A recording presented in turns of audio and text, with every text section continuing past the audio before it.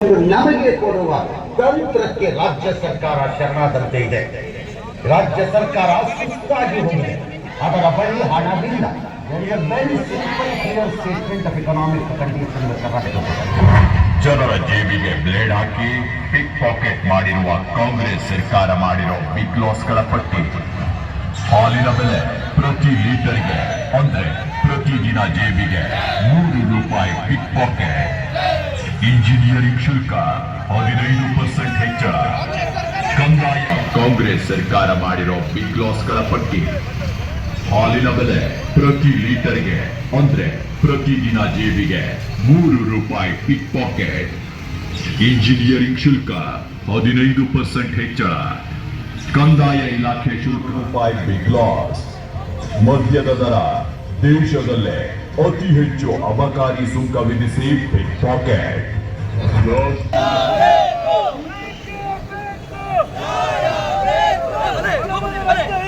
ರಾಜ್ಯ ಸರ್ಕಾರಕ್ಕೆ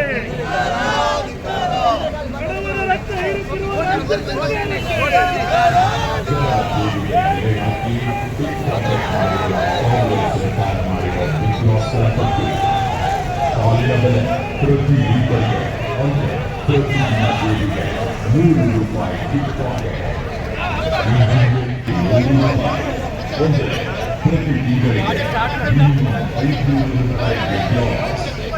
ಮದ್ಯದ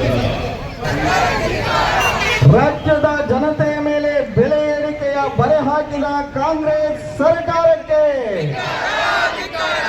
ಧಿಕ್ಕಾರ ಧಿಕ್ಕಾರ.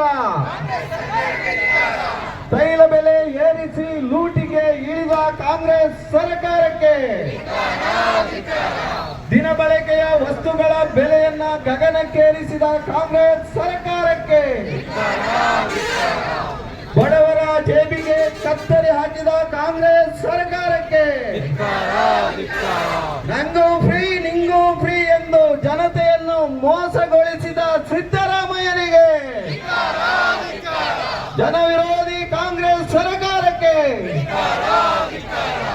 ಆತ್ಮೀಯ ಕಾರ್ಕಳದ ಮಹಾಜನತೆಗೆ ಹಾಗೂ ಭಾರತೀಯ ಜನತಾ ಪಕ್ಷದ ಜನರನ್ನ ಮೋಸಗೊಳಿಸಿ ಅಧಿಕಾರವನ್ನ ಹಿಡಿಯಲೇಬೇಕೆಂಬ ಹಠದಿಂದ ಜನರನ್ನ ಮೋಸಗೊಳಿಸಿ ಸುಳ್ಳು ಮಾತುಗಳನ್ನು ಹೇಳಿ ಅಧಿಕಾರವನ್ನ ಸ್ಥಾಪಿಸಿದ ಕಾಂಗ್ರೆಸ್ ಸರ್ಕಾರ ಇವತ್ತು ಜನವಿರೋಧಿ ನೀತಿಗಳಿಂದ ಜನರ ಬದುಕು ದುರ್ಬಲ ಪರಿಸ್ಥಿತಿಗೆ ಒದಗಿದೆ.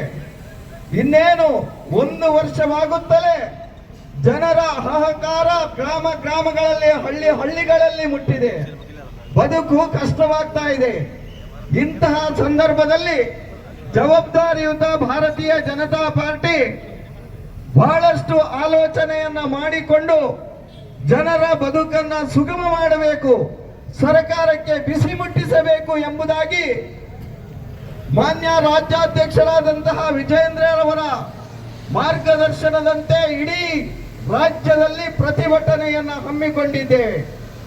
ತಾಲೂಕು ಕೇಂದ್ರಗಳಲ್ಲಿ ಇನ್ನು ಮುಂದುವರಿಯುತ್ತಾ ಹೋಬಳಿ ಕೇಂದ್ರದಲ್ಲಿ ಗ್ರಾಮಗಳಲ್ಲಿ ಪ್ರತಿಭಟನೆಯನ್ನು ಮಾಡಿಕೊಂಡು ರಾಜ್ಯ ಸರ್ಕಾರದ ವಿರುದ್ಧ ಹೋರಾಟವನ್ನು ರೂಪಿಸುವ ನಿಟ್ಟಿನಲ್ಲಿ ನಾವೆಲ್ಲ ಇಂದು ಈ ಕಾರ್ಕಳದಲ್ಲಿ ಸೇರಿದ್ದೇವೆ. ಇಂದಿನ ಈ ಪ್ರತಿಭಟನೆಯಲ್ಲಿ ನಮ್ಮ ಮಂಡಲಾಧ್ಯಕ್ಷರಾದಂತಹ ಶ್ರೀಯುತ ನವೀನ್ ನಾಯಕ್ ಅವರ ನೇತೃತ್ವದಲ್ಲಿ ಈ ಒಂದು ಪ್ರತಿಭಟನೆ ನಡೀತಾ ಇದೆ. ಅವರಿಗೆ ನಾನು ಎಲ್ಲರ ಪರವಾಗಿ ಸ್ವಾಗತವನ್ನ ಮಾಡ್ತಾ ಇದ್ದೇನೆ. ನಮ್ಮ ದೇವ ದುರ್ಲಭ ಕಾರ್ಯಕರ್ತ ಬಂಧುಗಳೇ, ಇವತ್ತು ನಮ್ಗೆಲ್ಲರಿಗೂ ಗೊತ್ತಿದೆ, ಕಳೆದ 1 ವರ್ಷದಿಂದ ಈ ರಾಜ್ಯದಲ್ಲಿ ಆಡಳಿತವನ್ನ ಮಾಡ್ತಾ ಇರುವಂತಹ ಕಾಂಗ್ರೆಸ್ ಸರ್ಕಾರ ಸುಳ್ಳು ಭರವಸೆಗಳ ಮುಖಾಂತರ ರಾಜ್ಯದಲ್ಲಿ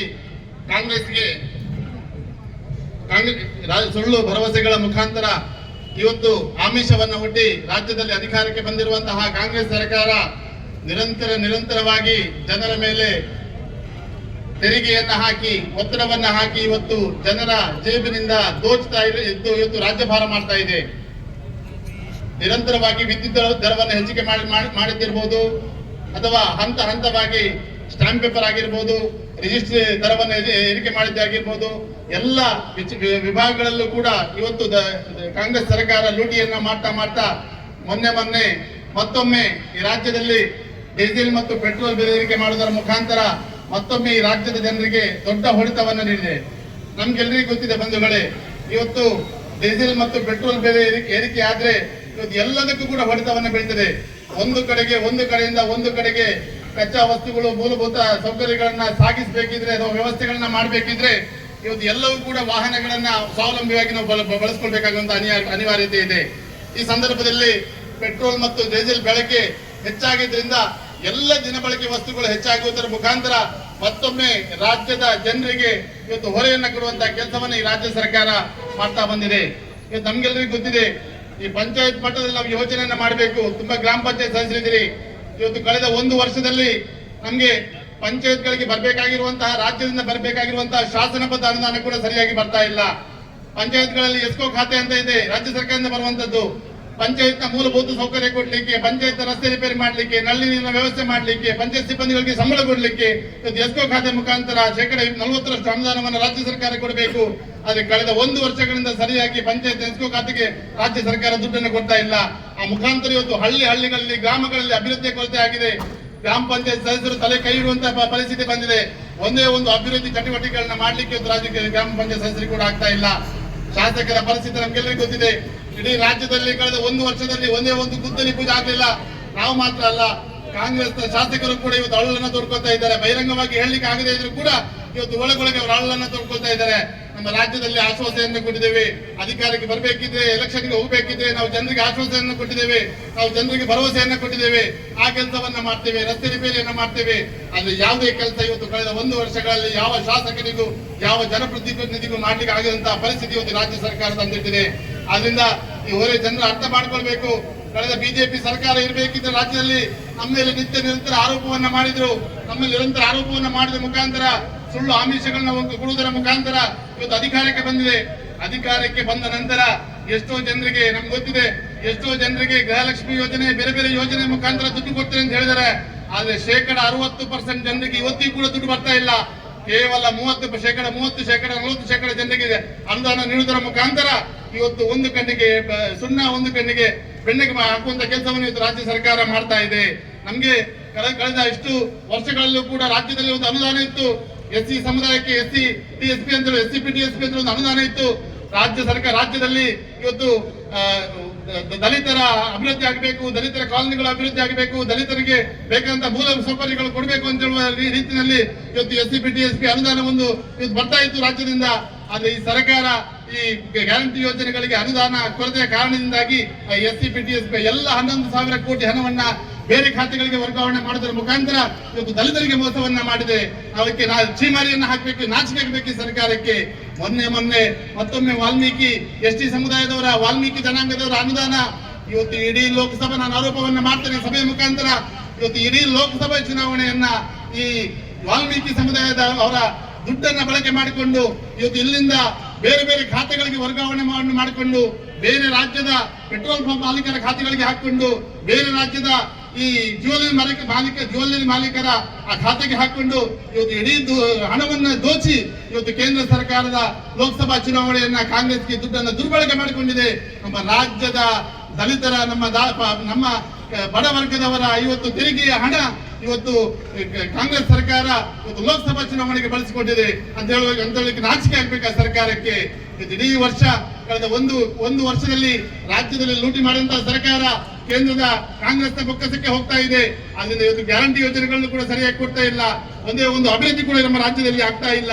ನಮ್ಗೆಲ್ಲರಿಗೂ ಗೊತ್ತಿದೆ, ಯಾವುದೇ ಕೂಡ ಅಭಿವೃದ್ಧಿಯನ್ನು ಮಾಡಿದಂತಹ ನಾಚಿಕೆಯ ಸರ್ಕಾರ ಇವತ್ತು ಮುಖ್ಯಮಂತ್ರಿಗಳು ರಾಜೀನಾಮೆಯನ್ನು ಕೊಟ್ಟು ಮನೆಗೆ ಹೋಗ್ಬೇಕು. ನಿಮ್ಮ ಶಾಸಕರೇ ಇವತ್ತು ಬಂಡೆದ್ದು ಮತ್ತೊಮ್ಮೆ ನಿಮ್ಗೆ ಬಂಡಾಯ ಶಾಸಕರಾಗಿ ನಿಲ್ಲುವಂತಹ ಕಾಲ ಮುಂದಿಲ್ಲ ಅಂತ ಹೇಳುವಂತ ವಿಚಾರವನ್ನು ಹೇಳಲಿಕ್ಕೆ ಇಷ್ಟಪಡ್ತೇನೆ. ಬಂಧುಗಳೇ, ನಮ್ಗೆ ಗೊತ್ತಿದೆ ಎಲ್ಲ ಬೆಲೆ ಏರಿಕೆಯ ಬೇರೆಲ್ಲ ವಿಚಾರಗಳು, ದುರಾಡಳಿತ ಒಂದು ಕಡೆ ಆದ್ರೆ ಮೊನ್ನೆವರೆಗೆ ನಡೆದಂತಹ ಹತ್ಯೆಗಳು ನಮ್ಗೆಲ್ಲರಿಗೂ ಗೊತ್ತಿದೆ. ನೇಹಾ ಹತ್ಯೆ, ಕಾಂಗ್ರೆಸ್ನ ಕಾರ್ಪೊರೇಟರ್ನ ಮಗಳನ್ನ ಹತ್ಯೆ ಆಗಿತ್ತು. ಕಾಂಗ್ರೆಸ್ನ ಕಾರ್ಪೊರೇಟರ್ನ ಮಗಳಿಗೆ ರಕ್ಷಣೆ ಕೊಡ್ಲಿಕ್ಕೆ ಇವತ್ತು ಕಾಂಗ್ರೆಸ್ ಸರ್ಕಾರಕ್ಕೆ ಆಗ್ತಾ ಇಲ್ಲ. ಅಂತಹ ಮತಾಂಧ ಶಕ್ತಿಗಳನ್ನ ಪೋಷಿಸಿ ಬೆಳೆಸಿ ಇವತ್ತು ನಮ್ಮ ರಾಜ್ಯದಲ್ಲಿ ಇವತ್ತು ಮೊನ್ನೆ ನಾವು ನೋಡಿರ್ಬೋದು, ನಮ್ಮ ಬೋಳಾರಲ್ಲಿ ನಮ್ಮ ನಮ್ಮ ವಿಜಯೋತ್ಸವವನ್ನು ಆಚರಿಸಿ ನಮ್ಮ ಸನ್ಮಾನ್ಯ ನರೇಂದ್ರ ಮೋದಿ ಅವರು 3ನೇ ಬಾರಿಗೆ ಪ್ರಮಾಣ ವಚನವನ್ನು ಸ್ವೀಕರಿಸಿ ವಿಜಯೋತ್ಸವವನ್ನು ಆಚರಿಸ್ತಾ ಬರಬೇಕಿದೆ. ಬೋಲೋ ಭಾರತ್ ಮಾತಾ ಕಿ ಅಂತ ಹೇಳುವ ಯುವಕರಿಗೆ ಚೂರಿಯನ್ನು ಹಾಕಿದ್ದನ್ನು ನಾವು ನೋಡಿದ್ದೇವೆ. ಅವರಿಗೆ ತಲವಾರಲ್ಲಿ ಹಾನಿಯನ್ನು ಮಾಡಿದನ್ನು ನಾವು ನೋಡಿದ್ದೇವೆ. ಅವರಿಗೆ ತಲವಾರಿನ ಮುಖಾಂತರ ದಾಳಿಯನ್ನು ಮಾಡಿದನ್ನು ನಾವು ನೋಡಿದ್ದೇವೆ. ಆದ್ರೆ ನಾವು ವಿಪರ್ಯಾಸ ಅಂದ್ರೆ ಆಲೋಚನೆಯನ್ನು ಮಾಡಬೇಕು. ಇವತ್ತು ಯಾರು ತಲವಾರು ದಾಳಿ ಮಾಡಿದ ಮತಾಂಧ ಶಕ್ತಿಗಳಿದಾರ ಅವರ ಮೇಲೆ ಕೇಸ್ ಆಗಿಲ್ಲ, ಬದಲಾಗಿ ನಮ್ಮ ಕಾರ್ಯಕರ್ತರ ಮೇಲೆ ಕೇಸ್ ಆಗಿದೆ. ಯಾಕೆ ಅಂತ ಕೇಳಿದ್ರೆ ಅವ್ರು ಹೇಳುವಂತ ಉತ್ತರ, ಅವರು ಪಾಕಿಸ್ತಾನದ ಪರವಾಗಿ ಘೋಷಣೆಗಳನ್ನ ಕೂಗಿದ ಅವರ ಪರವಾಗಿ ಯಾವುದೇ ಮೊಕದ್ದಮೆಗಳು ದಾಖಲಾಗುವುದಿಲ್ಲ. ಪೊಲೀಸ್ ಇಲಾಖೆಯನ್ನು ದುರುಪಯೋಗ ಮಾಡ್ತಾರೆ. ವಿಧಾನಸೌಧದ ಒಳಗೆ ಕೂಡ ಪಾಕಿಸ್ತಾನದ ಪರವಾಗಿ ಘೋಷಣೆ ಕೂಗಿದ್ರು, ಆದ್ರೂ ಕೂಡ ಮೀನಾಮೇಷ ಎಣಿಸಿದ್ರು. ಅಲ್ಲಿಂದ ವಿಧಿವಿಜ್ಞಾನದ ವರದಿ ಬಂದ ನಂತರ ಅವರ ಮೇಲೆ ಎಫ್ಐಆರ್ ದಾಖಲೆ ಆಗ್ತದೆ. ಆದ್ರೆ ಮೊನ್ನೆ ನಡೆದಂತಹ ಉಳ್ಳಾಲದಲ್ಲಿ ನಡೆದಂತಹ ಈ ಒಂದು ವಿಚಾರದಲ್ಲಿ ನಮ್ಮ ಕಾರ್ಯಕರ್ತರ ಮೇಲೆ ಆಸ್ಪತ್ರೆಯಲ್ಲಿ ಯಾರು ಏಕದಿಂದ ಮಲಗಿದಾರ ಅಂತ ಕಾರ್ಯಕರ್ತರ ಮೇಲೆ ಎಫ್ಐಆರ್ ಆಗ್ತದೆ. ಇವತ್ತು ಕಾರಣವನ್ನ ಕೇಳಿದ್ರೆ ಸರ್ಕಾರ ಹೇಳ್ತದೆ ಅವರು ಮಸೀದಿಯ ಎದುರಿಗೆ ಬೋಲೋ ಭಾರತ್ ಮಾತಾ ಕಿ ಜೈ ಅಂತ ಹೇಳಿದಾರೆ ಅಂತ ಹೇಳಿ. ನಾವು ವಿಧಾನಸೌಧದ ಒಳಗೆ ಪಾಕಿಸ್ತಾನದ ಪರವಾಗಿ ಘೋಷಣೆ ಕೂಗಿದ್ರೆ ಅವರ ಮೇಲೆ ಮೀನಾಮೇಷ ಹಾಕ್ತಾರೆ, ಮೊಕದ್ದಮೆಗಳನ್ನು ದಾಖಲಿಸಲಿಕ್ಕೆ. ಆದ್ರೆ ಯಾವುದೋ ಮಸೀದಿಯ ಎದುರು ಭಾರತ್ ಮಾತಾ ಕಿ ಜೈ ಅಂತ ಹೇಳುವ ಕಾರಣಕ್ಕೆ ಅವರ ಮೇಲೆ ಮೊಕದ್ದಮೆಗಳನ್ನ ಹಾಕ್ತಾರೆ. ಅಲ್ಲಿ ಪರಿಸರಕ್ಕೆ ಅಲ್ಲಿ ಸಮಸ್ಯೆ ಆಗ್ತದೆ, ಕೋಮುಗಲಭೆ ಆಗ್ತದೆ ಅಂತ ಹೇಳಿ ಕಾರಣಕ್ಕೆ ನೀವು ಭಾರತ್ ಮಾತಾ ಕಿ ಜೈ ಅಂತ ಹೇಳುವಂತದ್ದು ಮಸೀದಿ ಎದುರು ಹೇಳಬಾರ್ದು ಅಂತ ಹೇಳಿದ್ರೆ ನಾವು ಯಾವ ದೇಶದಲ್ಲಿದ್ದೇವೆ ಅಂತ ಹೇಳುವಂತ ಆಲೋಚನೆ ಇವತ್ತು ಮಾಡಬೇಕಾದಂತ ಅನಿವಾರ್ಯತೆ ಇದೆ ಬಂಧುಗಳೇ. ಅದಕ್ಕೆ ಈ ಸಭೆಯ ಮುಖಾಂತರ ರಾಜ್ಯ ಸರ್ಕಾರಕ್ಕೆ ಹಿಂದೂ ವಿರೋಧಿ ನೀತಿಗಳನ್ನ ಪಾಲಿಸಿರುವಂತಹ ಈ ರಾಜ್ಯ ಸರ್ಕಾರಕ್ಕೆ ಮತ್ತೊಮ್ಮೆ ಧಿಕ್ಕಾರವನ್ನ ಹೋಗ್ತೇನೆ. ನೀವು ನಮ್ಮ ಆಗ್ರಹ ಇದೆ, ಇವತ್ತು ನಾವು ರಸ್ತೆ ತಡೆಯನ್ನ ಮಾಡೋದ್ರ ಮುಖಾಂತರ ಮತ್ತೊಂದು ಪ್ರತಿಭಟನೆ ಮಾಡ್ಲಿಕ್ಕಿದ್ದೇವೆ. ಇವತ್ತು ಆಗ್ರಹ ಇದೆ ನಮ್ದು, ನೀವು ಆದಷ್ಟು ಬೇಗ ಪೆಟ್ರೋಲ್ ಡೀಸೆಲ್ ಬೆಲೆ ಇಳಿಕೆಯನ್ನ ಇಳಿಸಬೇಕು. ಮತ್ತೆ ಯಾವ SC STಗಳ ಪಂಗಡದ ದುಡ್ಡನ್ನ ದುರ್ಬಳಕೆ ಮಾಡಿದ್ದೀರಾ ಅದನ್ನ ಮತ್ತೆ ಸರಿ ಹೊಂದಿಸಿ ಮತ್ತೆ ರಾಜ್ಯದಲ್ಲಿ ಅಭಿವೃದ್ಧಿ ಚಟುವಟಿಕೆಗಳನ್ನ ಮಾಡಬೇಕು ಅಂತ ಹೇಳುವ ಆಗ್ರಹವನ್ನು ಈ ಸಭೆಯ ಮುಖಾಂತರ ಮಾಡ್ತಾ ಬಂದಿರುವಂತ ಎಲ್ಲರಿಗೂ ಅಭಿನಂದನೆಗಳ ಸಲ್ಲಿಸಿ ಮಾತನ್ನ ಮುಗಿಸ್ತೇನೆ. ಬೋಲೋ ಭಾರತ್ ಮಾತಾ ಕಿ ಧಿಕ್ಕಾರ ಧಿಕ್ಕಾರ ಕಾಂಗ್ರೆಸ್ ಸರ್ಕಾರಕ್ಕೆ. ಮೊನ್ನೆ ತಾನೇ ನಡೆದಂತಹ